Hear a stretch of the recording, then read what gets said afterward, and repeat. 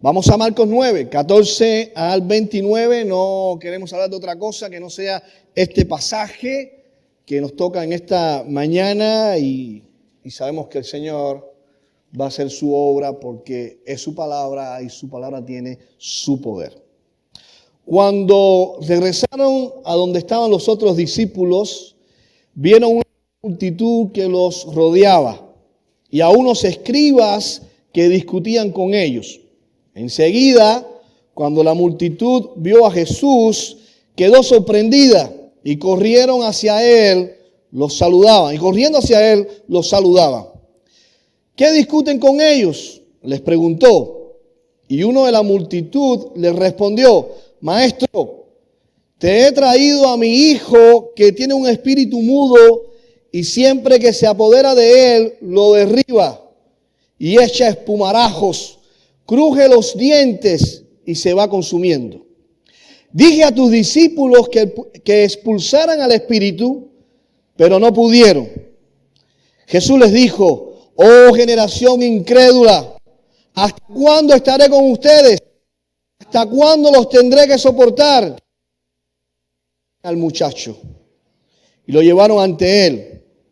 Cuando el espíritu vio a Jesús, al instante sacudió con violencia al muchacho y éste, cayendo a tierra, se revolcaba echando espumarajos. Jesús preguntó al padre: ¿cuánto tiempo hace que le sucede esto? Desde su niñez, respondió. Muchas veces ese espíritu lo ha echado en el fuego y también en el agua para destruirlo. Pero si tú puedes hacer algo, ten misericordia de nosotros y ayúdanos. ¿Cómo si tú puedes?, le dijo Jesús. Todas las cosas son posibles para el que cree. Al instante el padre del muchacho gritó y dijo: creo, ayúdame en mi incredulidad. Cuando Jesús vio que la gente corría a reunirse, reprendió al espíritu inmundo diciéndole: espíritu mudo y sordo, yo te ordeno, sal de él y no vuelvas a entrar en él. Después de gritar y de sacudirlo con terribles convulsiones, el espíritu salió y el muchacho quedó como muerto, tanto que la mayoría de ellos decían: está muerto. Pero Jesús, tomándolo de la mano, lo levantó. Él se puso en pie. Cuando Jesús entró en casa, sus discípulos le preguntaban en privado: ¿por qué nosotros no pudimos expulsarlo? Jesús les dijo: esa clase con nada puede salir, sino con oración. Oramos. Padre, estamos aquí porque tú nos has traído para alabarte, para hablar contigo, pero sobre todas las cosas, para escucharte. Que tu espíritu que mora en nosotros y está en este lugar, nos ayude, nos auxilie a escuchar tu palabra y a usarme como instrumento tuyo. En el nombre de Jesús. Amén. Bien, familia, hagamos nuestro habitual recorrido por el pasaje. No estoy aquí para hablar de otra cosa que no sea de este pasaje que acabamos de leer. Versículo 14. Cuando llegó a donde estaban los discípulos, vio una gran multitud alrededor de ellos y escribas que disputaban con ellos. Así que comienza diciendo, ahí lo pueden ver en pantalla, cuando Jesús llegó a donde estaban sus discípulos. ¿De dónde llegó? ¿Dónde estaba Jesús antes? Y bueno, lo vimos el domingo pasado. Estamos predicando el Evangelio de Marcos de manera consecutiva, texto por texto, viendo todo el consejo de Dios en este hermoso y gran evangelio. Bueno, fue el pastor Rudy quien predicó el domingo pasado sobre la transfiguración de nuestro Señor Jesucristo. Eso fue lo que pasó en el monte donde Jesús subió con 3 de sus discípulos, Pedro, Jacobo y Juan, y allí en ese monte allí el Señor se transfiguró delante de estos discípulos. Dice que sus vestidos o su vestido se volvió resplandeciente, muy blanco. Y luego apareció Elías y apareció Moisés y estaban hablando entre ellos y se escuchó una voz del cielo que dijo: este es mi Hijo amado, a él oíd. Óiganlo a él. Tanto la ley que representaba a Moisés como los profetas que representaba a Elías, todo apunta a Cristo. Todo se trata de Cristo. Ese es el punto. ¿Por qué está Elías y Moisés ahí? Es chocante estar en una iglesia, escuchar una predicación donde no se menciona a Cristo, o se viene a mencionar ya lo último, o escuchar una canción que dice ser una canción cristiana, pero no menciona a Cristo. Pero es que desde Génesis hasta Apocalipsis todo apunta a Cristo. Y es lo que la gente necesita, a Cristo. Ayer Dios nos dio la oportunidad, estábamos con nuestro hermano Manolo y con nuestra hermana Lupita y aparece un cubano de la nada. Todavía no sabemos cómo llegó el cubano ahí, pero se olió que habían 2 cubanos, estaba yo con mi padre. Y imagínense, ¿quién conoce mejor a un cubano que otro cubano? Y ahí comenzamos a compartir el evangelio al hombre. Y constante el hombre, ese cubano, no, pero mira, es que la iglesia, no te he mencionado la iglesia. Yo nunca te he hablado de ninguna iglesia. Te estoy hablando de Cristo. Y ahí seguía con él. Sí, porque la iglesia, pero ¿por qué me vuelves a mencionar la iglesia? ¿Te he hablado de la iglesia? No. Te hablo de Cristo. Tú lo que necesitas es a Cristo. Y si tú llegas a creer en Cristo, le vas a dar importancia a lo que Cristo le da importancia, como la iglesia, por ejemplo. Pero empecemos por los caballos, no por la carreta. No al revés. ¿Estamos? Todo se trata de Cristo. Hermanos, aquello, si recuerda lo que pasó en el monte de la transfiguración y estuvo el domingo pasado acá, aquello tuvo que haber sido una de las experiencias vividas, las mejores experiencias vividas de esos 3 discípulos que tuvieron ese privilegio de haber contemplado la gloria de Cristo. No sé si fue quizá la mejor experiencia. Si no fue la mejor que vivió Pedro, Jacobo, Juan, pues fue una de las mejores experiencias en su vida. Después de la transfiguración, Jesús, Pedro, Jacobo y Juan bajaron del monte, es la continuación de lo que vimos el domingo pasado, a donde estaban los otros 9 discípulos que se habían quedado en el valle. Y al llegar al valle, ¿qué se encontraron? Lo acabamos de leer. Encontraron un caos de la gloria a la esencia misma de la maldad. Fue muy similar a lo que ocurrió con Moisés al final del libro de Éxodo, ¿se acuerdan? Ahora estamos estudiando el Pentateuco en los viernes acá, y allá estaba Moisés en la cima del monte Sinaí, recibiendo, en la presencia de Dios, recibiendo los 10 mandamientos.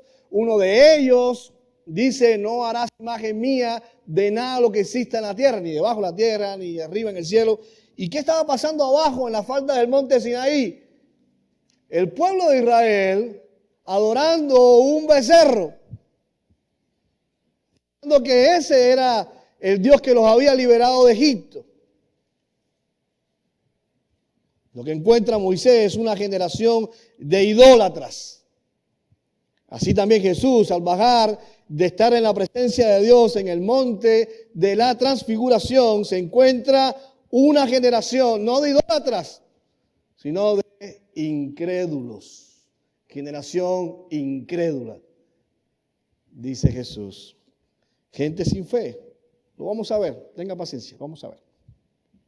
Pero permítame primero compartirles que al conectar esos dos relatos del monte de la transfiguración, de estar ahí en la presencia de Dios, contemplando la gloria de Cristo, y lo que acabo de leer al principio, vino a mi mente algo que escuché y que viví, lo viví, siendo yo un estudiante del seminario en La Habana, hace ya más de 20 años. Un profesor nos decía que el seminario era como el monte de la transfiguración. Y tenía razón, estaba en lo cierto, porque allí todo estaba bien. Allí es un ambiente santo. Te sentías en la gloria. Te sentías más cerca de Dios. Pues lo único o lo más que hacíamos era leer la Biblia, estudiar teología, estudiar historia del cristianismo, estudiar filosofía. Teníamos una excelente biblioteca, era mi lugar favorito, porque era el único lugar que tenía aire acondicionado también. Pero tenía muchos y excelentes libros. Yo pasaba mucho tiempo en la biblioteca, leí mucho, aprendí mucho, crecí mucho. Hermano, esos fueron los mejores 4 años de mi vida. ¿Cuánto quisiera volver a vivirlo? Me sentía como Pedro. ¿Se acuerdan de Pedro el domingo pasado?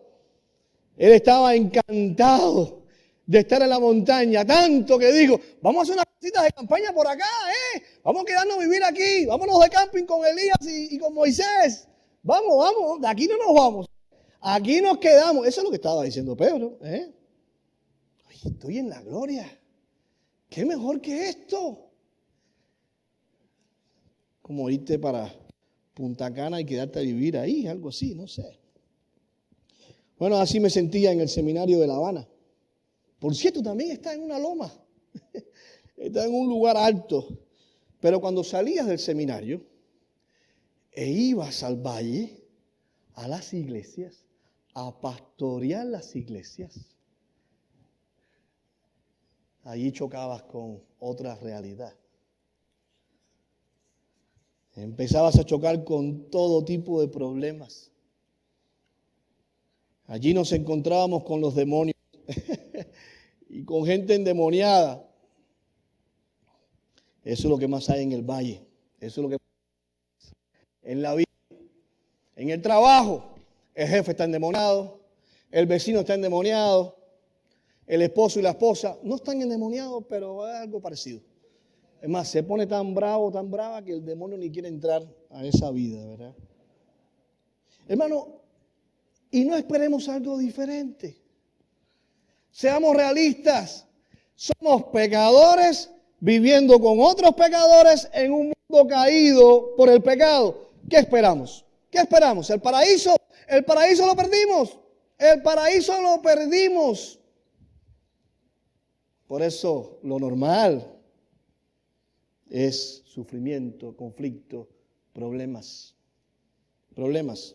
Seamos realistas. Jesús lo dijo. Jesús no nos engañó. Jesús fue sincero con nosotros. Dijo, en el mundo tendréis aflicción. En el mundo van a tener aflicción. El hacerte cristiano no te libra de problemas. Oiga, si ser cristiano te librara de problemas, todo el mundo fuera cristiano. No por Cristo, por tratar de quitarse de arriba los problemas. Pero Jesús no nos engañó. Hay y habrá problemas. Problemas en el matrimonio, problemas con los hijos, problemas en el trabajo, problemas en el negocio, problemas en la escuela, problemas en todos lados, problemas. Vivimos con personas que sufren. Vivimos con personas que nos hacen sufrir. Y también vivimos con personas que nosotros los hacemos sufrir. Siempre nos ponemos en lugar de víctima. También nosotros hacemos mucho daño. O hemos hecho mucho daño. Nos encontramos con situaciones difíciles que nos gustaría evitar. Nos gustaría evitar. Es más, si nos diera la oportunidad de regresar al pasado, ¿cuántas cosas arreglaríamos o dejaríamos de hacer, porque pagamos las consecuencias ahora. Situaciones que se nos van de la mano, no sabemos qué hacer, y situaciones en las que fracasamos o en las que vamos a fracasar. Eso fue lo que le pasó a los discípulos que se habían quedado en el valle. Los discípulos habían sido totalmente incapaces de resolver el caso de ese muchacho endemoniado. ¿Se acuerdan? Cuando leímos al principio. Y es posible que eso fue lo que usaron los escribas para discutir con los discípulos. Aprovecharon que esos que se habían quedado en el valle no habían podido expulsar el demonio del muchacho y comenzaron a ridiculizarlos en público. Hagamos quedar mal a estos discípulos acá, porque si hacemos quedar mal a los estudiantes, hacemos quedar mal a su maestro. Y ya sabemos que esa siempre ha sido la intención de estos líderes religiosos. Jesús es muy popular, hagámoslo impopular. Y aprovechemos ahora que Jesús no está con ellos. Aprovechemos ahora que están solos y han fracasado. Eran unos cobardes. Estos eran unos cobardes. Déjenme hacer un paréntesis acá para decirles, mis hermanos, que si alguien cuestiona su fe, si alguien cuestiona nuestra doctrina y usted no sabe cómo responder, esté en la total libertad y tenga total confianza en llamarme. Si no tienen mi número de teléfono, pídame el número de teléfono y llámeme. Si usted como que todavía le cuesta responder algunas cosas, por favor llámeme, o le puede decir a esa persona, hey, mira, yo no te puedo responder, pero llama a mi pastor. Uno de mis roles y responsabilidades como pastor es cuidarlos a ustedes doctrinalmente. Quizás no tenga todas las respuestas, pero esa persona va a saber que ustedes tienen un pastor para defenderlos de gente que los quiere confundir, de lobos, de cobardes que a veces se aprovechan. Miren cómo dice Pedro, debemos estar preparados para presentar defensa ante todo el que os demande razón de la esperanza que hay en vosotros. Tal vez usted no tiene todas las respuestas. Quizás yo tenga un poquito más de respuestas, no todas, pero yo me sentiré que estoy haciendo mi papel como pastor al defender las ovejas de lobos que quieren confundirlas. Y claro, lo ideal es que usted siga creciendo en conocimiento. Por eso tenemos Equip Dallas los viernes. Versículo 15. Enseguida, cuando toda la multitud vio a Jesús, quedó sorprendida y corriendo hacia él, los saludaba. Bueno, ya a esta altura de la serie, ya sabemos cuáles son las razones del asombro de la multitud. Lo hemos visto una y otra vez a través de la serie. La multitud estaba asombrada porque Jesús era el hacedor de milagros, aquel que realiza señales, que hace maravilla, y la gente buscaba a Jesús para sacarle algún provecho personal. Y lo hacen porque no saben quién es Jesús y qué vino a hacer. No saben que Jesús es Dios hecho hombre y que vino para salvarnos. Pero la gente quiere un Mesías que le resuelva sus problemas. Un milagrero, uno que me quite el hambre, uno que me dé lo que quiero. No un Salvador que me libre del dominio del pecado y que sea mi Señor, a quien tengo que sujetarme y vivir para su gloria. La gente quiere usar a Jesús como un de la lámpara. Luego Jesús le preguntó a sus discípulos sobre qué estaban discutiendo con los escribas. ¿Qué están discutiendo ustedes con los escribas? No es que Jesús era un chismoso, Jesús lo sabe todo, ¿verdad? Simplemente quería mostrarle a los discípulos que ellos volvieran a reconocer su fracaso por no haber estado presente Jesús. Mi mente enseguida voló a Juan 15. Juan 15:5. Jesús dejó tan claro al decir, separados de mí, nada podéis hacer. Cuidado. No puedes hacer la obra de Cristo sin Cristo. Porque no es tu obra, es la obra de Cristo. Y Jesús le dijo a sus discípulos, más adelante, después de Juan 15, es necesario que yo me vaya. ¿Se imaginan los discípulos? No, Jesús, ¿cómo te vas a ir? No, no es necesario, para nada. Es necesario que te quedes con nosotros. Si nos acaba de decir que separado de ti nada podemos hacer, ¿cómo te vas a ir? Sí, les conviene que me vaya, porque va a venir otro igual que yo. Y ese estará con ustedes para siempre. Estará con ustedes y dentro de ustedes. Y por eso es que allá en Hechos 1:8 dice, quédense en Jerusalén para cuando venga el Espíritu Santo y les dé el poder que necesitan para ser mis testigos. Hermano, nosotros tenemos lo que no tenían esta gente. Cristo está a la diestra del Padre, intercediendo por nosotros, pero su Espíritu está en nosotros. No podemos hacer la obra de Dios sin Cristo y sin la guía y el poder del Espíritu Santo. Veamos cómo sigue. Y respondiendo uno de la multitud, dijo, Maestro, traje a ti mi hijo, que tiene un espíritu mudo, el cual donde quiera que le toma, le sacude y echa espumarajos y cruje los dientes y se va secando. Wow. Dije a tus discípulos que expulsaran al espíritu, pero no pudieron. ¿Lo ven ahí? En la multitud hay un padre con su hijo. El hijo tiene un espíritu, un demonio. O sea, no es un chico epiléptico o que sufre de algún desorden mental, sino que es alguien que es víctima de un demonio que lo maltrata físicamente. Lucas, en su versión, en el pasaje paralelo, también Lucas habla de esto, también lo hace Mateo. Lucas usa un verbo que me llamó mucho la atención, un verbo más fuerte, que se puede traducir como aplastar. Este demonio está aplastando a este niño, este joven, zarandeando o rompiéndolo en pedazos. Se pueden imaginar, ¿verdad?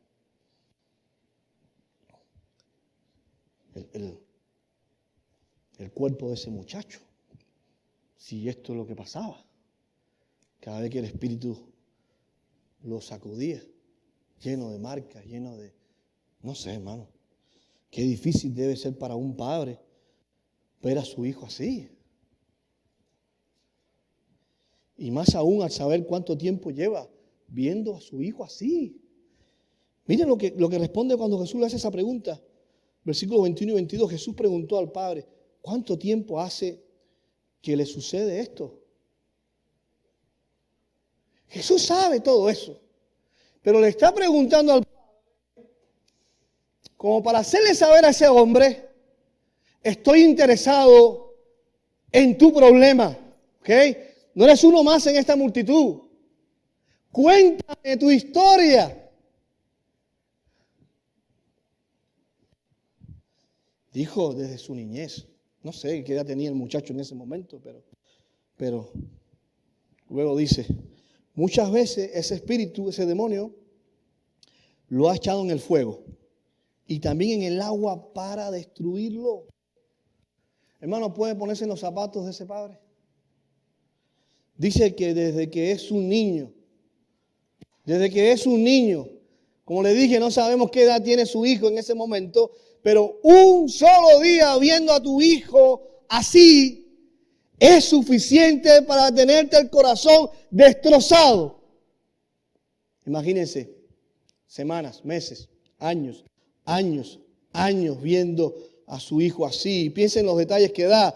muchas veces le echan el fuego y muchas veces le echan el agua para matarle muchas veces. Muchas veces, ya no puedo contar las veces que he visto cómo ese demonio ha intentado matar a mi hijo. Lo echa en el fuego para que se queme, lo echa en el agua para que se ahogue. He visto a mi hijo muchas veces al borde de la muerte. Como diciendo, de esta no pasa. El demonio quiere llevarse la vida de mi hijo. Qué difícil debe ser para un padre vivir eso. Así como debe ser difícil para Carlos, para Eric, ¿verdad? Ver a Susanita, Elizabeth. Claro, el problema de estas hermanas nuestras es epilepsia. Bueno, no sé en el caso de Elizabeth. Es algo patológico, pero igual debe ser muy difícil. Por eso oramos por Susanita, oramos por Elizabeth, continuamos orando por Susana, continuamos orando por Elizabeth y también por Carlos, por Eric, por sus hijos. En el caso del muchacho es una posesión demoníaca. Algunos críticos dicen que el niño no estaba poseído por un demonio, sino que sufría de algún tipo de epilepsia. Y lo dicen por los síntomas que aparecen ahí. Pero no creemos que era un demonio porque lo dijera el padre. Porque el padre dijera, tiene un espíritu inmundo, mira, tiene un espíritu inmundo. No, porque el padre puede estar confundido. Pero quien nunca está confundido es Jesús. Y Jesús, de ser un problema patológico, una enfermedad, Jesús le habría dicho al padre, hey papá, mira, el problema de tu hijo es que tiene un foco epiléptico y lo que necesita es sanidad, no sacarle un demonio. Así que vamos a hacer esto, yo lo voy a sanar y listo. No, Jesús no hizo eso. ¿Qué hizo Jesús? Le ordenó al demonio que saliera. Si Jesús le ordenó a un demonio que saliera es porque realmente tenía un demonio. El padre del chico le había pedido a los discípulos de Jesús, los que se habían quedado en el valle, ¿verdad?, que le ayudaran con su hijo mientras Jesús estaba arriba en el monte con los otros 3 discípulos. Pero no pudieron, fracasaron. ¿Y cómo reaccionó Jesús cuando aquel padre le dijo eso? Le dijo, hey, tus discípulos no pudieron hacer nada por mi chico. ¿Cuál fue la reacción de Jesús? 18 y 19. Y respondió él, les dijo, oh generación incrédula, ¿hasta cuándo he de estar con vosotros? ¿Hasta cuándo os he de soportar? Eso está fuerte. Eso se lo está diciendo primariamente a sus discípulos. Oiga, cuando alguien te dice eso es porque su paciencia está al límite. Ya no te soporto más. Si le preguntas a muchos divorciados, lo primero que te van a decir es que ya no soportaba vivir más con él o con ella. Por eso cada cual tomó por su camino. Es difícil meterse en el corazón del Señor acá. Pero quiero pensar que Jesús está decepcionado de sus discípulos, a decir algo como esto, por su falta de fe ya en el tiempo que llevan viviendo juntos. Llevamos más de 2 años juntos. Han visto todo lo que yo voy a hacer. Y aún hay falta de fe. Era una ofensa para Jesús. Hermanos, recuerden que el autor de Hebreos dice que sin fe es imposible agradar a Dios. Sin fe es imposible agradar a Dios. Si Dios con los que tienen fe, entonces ¿cómo se sentirá cuando no la tenemos? ¿Cómo se va a sentir Dios cuando sus hijos, en vez de tener fe, dudan y muestran incredulidad? Cuando nos gana la duda, se ofende. Dios se ofende. Dios se ofende. Y es una lucha ¿No ha tenido usted esa lucha? Que cuando habla con el Señor, cuando le pide al Señor, también se cuela la duda. Dice que eso ofende a Dios. Al momento Jesús pidió que le trajeran al muchacho. Es impresionante lo que acaba de pasar ahora, lo que va a pasar. Y se lo trajeron, y cuando el Espíritu vio a Jesús, sacudió con violencia al muchacho, quien cayendo en tierra se revolcaba echando espumarajos. Jesús preguntó al padre, esto lo voy a repetir, ¿cuánto tiempo hace que le sucede esto? Y él dijo, desde niño. Y muchas veces le echa en el fuego y en el agua para matarle. Y escucha ahora, dice el padre, pero si puedes hacer algo, ten misericordia de nosotros y ayúdanos. Y Jesús le dijo, si puedes creer, al que cree todo le es posible. E inmediatamente el padre del muchacho clamó y dijo, creo, ayuda mi incredulidad.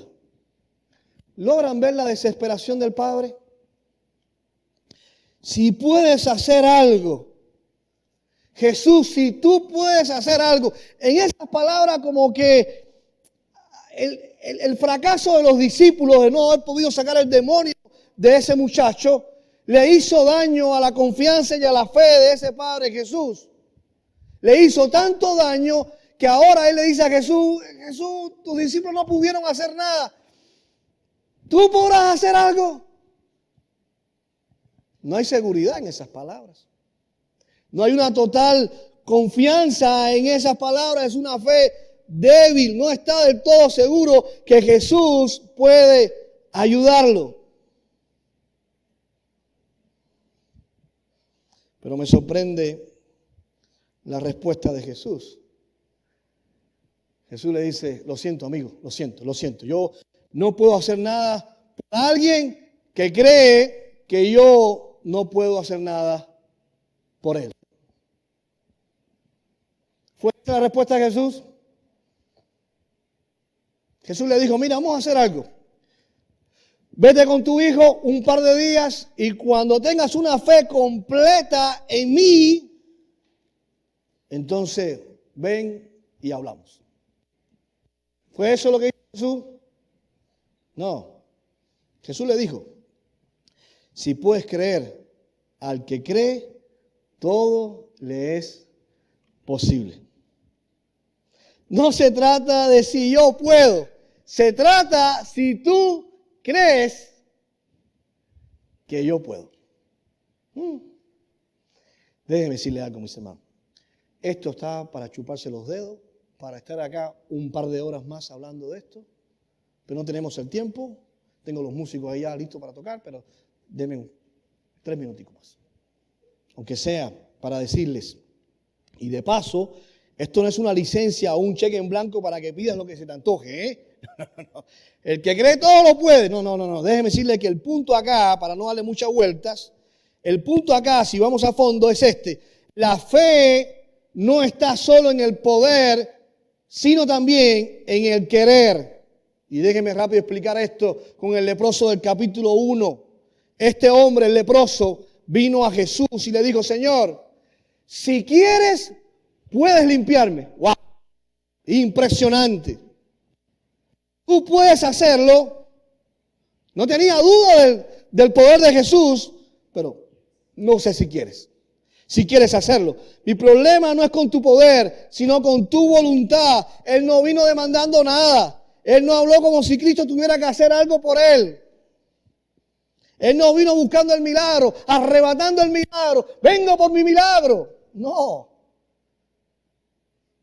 Él dijo, yo sé que tú puedes limpiarme, quitarme la lepra, pero no sé si quieres hacerlo. La fe no es torcerle el brazo a Dios y decirle a Dios lo que tiene que hacer por mí. La fe es, escuche bien, la fe es, Dios sabe qué es lo mejor para mí. Si me sana o no, Él sabe lo que está haciendo. Tengo fe de que Dios me puede sanar, Pero también tengo fe para aceptar la voluntad perfecta de Dios si Él no me quiere sanar. La fe también me va a ayudar para aceptar esa voluntad. Eso es fe, muy diferente a lo que se enseña hoy. Hoy se enseña fe en la fe. No lograste tal cosa, te faltó la fe. Necesitas más fe. No, no necesitas más fe. La fe de aceptar la voluntad perfecta de Dios. Y eso es lo que Jesús le está pidiendo a este hombre. Inmediatamente el padre del muchacho clamó y dijo, creo. Y miren qué interesante la otra frase. Ayuda a mi incredulidad. Este padre fue sincero. Creo, ahora sí creo que puedes liberar a mi hijo. Pero ayúdame a aceptar tu voluntad. Yo no dudo de tu poder, pero dudo de poder aceptar tu voluntad si ella fuera dejar a mi hijo en esas condiciones. ¿Están conmigo acá, hermanos? Es posible que esa sea también tu lucha. De que no te has dado cuenta que le quieres torcer el brazo a Dios. Y usas más la fe en que Dios tiene que concederme todo lo que quiero y todo lo que le estoy pidiendo. Tengo cáncer. Creo que Dios me puede sanar. Pero si no quiere hacerlo, que me ayude a aceptar su voluntad, porque su voluntad siempre es mejor. Eso es fe. Eso es fe. 25 y 27. Y vamos, mis hermanos, pidamos al Señor que nos ayude a que nuestra fe sea completa, ¿verdad? Creyendo en su infinito poder y aceptando su perfecta voluntad. Y cuando Jesús vio que la multitud se agolpaba, reprendió al espíritu inmundo, diciendo al espíritu mudo y sordo, yo te mando, sal de él y no entres más en él. Entonces el espíritu, clamando y sacudiéndole con violencia, salió y él quedó como muerto. De modo que muchos decían, está muerto. Pero Jesús, tomándole de la mano, le enderezó y se levantó. Jesús una vez más, mostrando poder y autoridad sobre los demonios. Los discípulos fallaron. Los discípulos fallaron. Pero Jesús nunca falla. Hermano, Jesús nunca falla. Ya sabes en quién tiene que estar la fe. En el que nunca falla. Pero Jesús, lleno de ternura y compasión, miren este detalle. Tomándole de la mano a Chico, le enderezó hasta ponerlo de pie. Entonces el joven se levantó y Jesús se lo devolvió a su padre. ¿Puede volver a ponerse los zapatos de ese padre?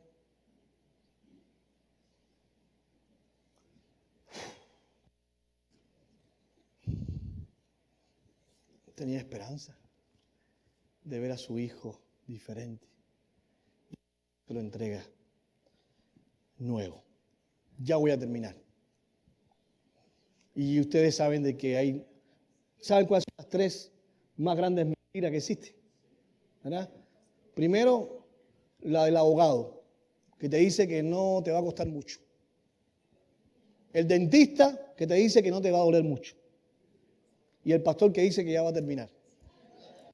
28 y 29.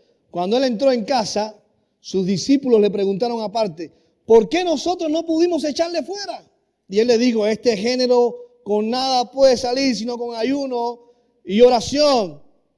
Esta gente esperaron a estar solitos, Les avergonzaba que Jesús le preguntara eso en público, así que esperaron estar en una casita para Jesús, ¿qué pasó acá? Ok, ahora Jesús no habla de su falta de fe, generación incrédula. Ahora va a hablar de su falta de oración. En otras palabras, de su falta de dependencia en Dios. Eso es oración, depender de Dios. David Avey dijo, La oración es el camino de Dios para enseñarle al cristiano a depender del poder de Dios. Hermano Pablo, el gran Pablo. ¿Sabe por qué Pablo fue un misionero exitoso, para decirlo de alguna manera? Y yo creo que más exitoso que los otros, de los que estaban allí. Porque Pablo era adicto. Escuche, adicto a la oración. Romanos 12:12, un par de pasajes. Gozosos en la esperanza, sufridos en la tribulación, constantes en la oración. Es el consejo de Pablo. Luego tenemos a los hermanos de Tesalónica, que es el versículo más conocido sobre la oración. Orar sin cesar. Estén orando todo el tiempo. Eso es lo único que la Biblia dice que debemos hacer sin cesar. No encuentras en la Biblia que diga, alaben a Dios sin cesar. Eso no se puede hacer. ¿Saben por qué la Biblia no dice eso? Porque eso hace daño. Te afecta las cuerdas vocales. Estás todo el tiempo cantando. Te quedas sin voz. Por eso la Biblia no dice, ningún salmo dice, alaben al Señor sin parar.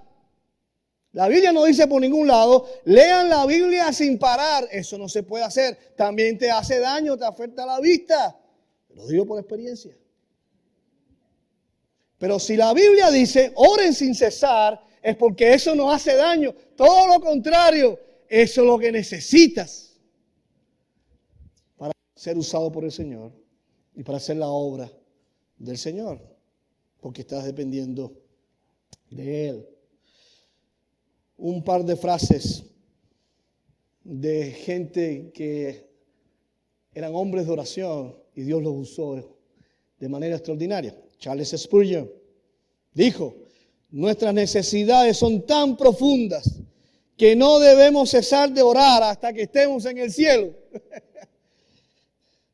Oswald Chambers dijo, orar no nos pone en forma para el gran trabajo, orar es el gran trabajo. Alguien dijo, no sabemos el nombre, si solo oras cuando estás en problemas, estás realmente en problemas. Y John Piper dijo, uno de los grandes usos del Facebook y del Twitter será demostrar en el último día que la falta de oración no fue por falta de tiempo.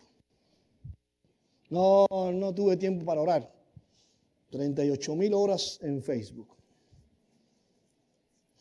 Si esas 38,000 horas en Facebook hubieses dedicado a la oración, las cosas fueran diferentes. Un par de consejos. Y sí termino de verdad. Ore. Cuando estás con un hermano y ahí se presentó una necesidad, ore en el momento. Sea por teléfono, donde esté, ore en el momento. Porque si le dices al hermano o a la hermana, hermano, yo voy a orar por usted, cuente con mis oraciones. Y se vuelven a ver la otra semana y el hermano viene y le dice, gracias mi hermano por tus oraciones. Sí, el Señor respondió. Tú dices, menos mal que el Señor respondió, porque si fuéramos mis oraciones, a mí se me fue. Se me fue. No más que Dios es fiel, no depende de mis oraciones. Y otra cosa, hágase de una agenda de oración. Hágase de una agenda de oración. Sea intencional. Y comience a escribir, hermanos, familia, amigos, y ore por ellos. Hágala así, lunes, martes, miércoles, jueves, viernes, sábado y domingo. Y ore, y ande con esa agenda en el carro y lo agarró la luz roja. No vea Facebook, agarre su libreta de oración. Hoy me toca orar por Chuy. A mí me ponen todos los días, por favor, que lo necesito. Y ore.